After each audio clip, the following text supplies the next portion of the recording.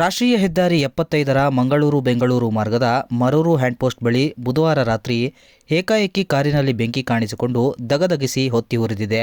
ಇನ್ನು ಕಾರಿನಲ್ಲಿ ಬೆಂಕಿ ಕಾಣಿಸುತ್ತಲೇ ಸ್ಥಳೀಯರ ಸಹಾಯದಿಂದ ಕಾರಿನಲ್ಲಿದ್ದ 3 ಜನರನ್ನ ರಕ್ಷಣೆ ಮಾಡಲಾಗಿದೆ.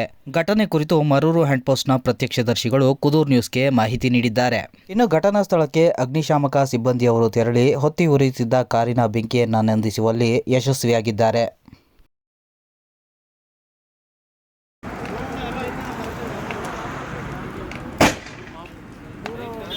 ಪೆಟ್ರೋಲ್ ಟ್ಯಾಂಕ್ ಹೋಗಿಲ್ಲ ಅನ್ಸುತ್ತೆ. ಪೆಟ್ರೋಲ್ ಟ್ಯಾಂಕ್ ಹೋಗಿಲ್ಲ ಇನ್ನು.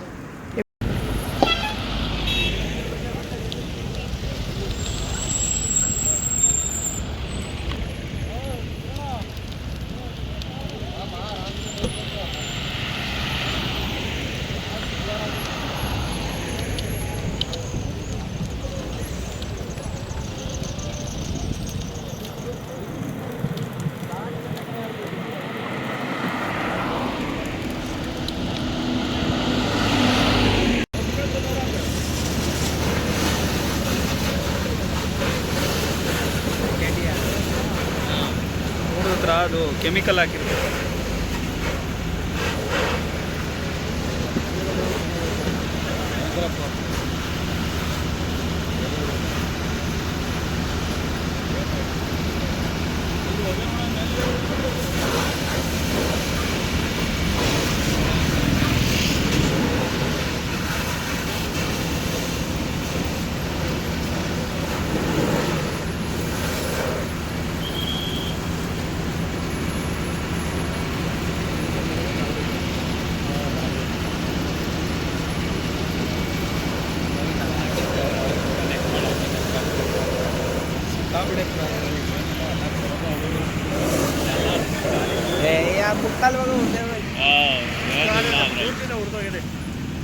ಏನಿಲ್ಲ ಅದ್ರೊಳಗೆ ಅಸ್ಥಿ ಪಂಜರ ಆಗೋಯ್ತು. ಹೇಳೋದು ನೋಡ್ರಿ, ಕುಡ್ಕೊಂಡವ್ರು ಬಾರಣವ್ರು ಚೆನ್ನಾಗಿ ಕುಡ್ಕೊಂಡವೆ ವಾದ ಮಾಡ್ತಾರೆ.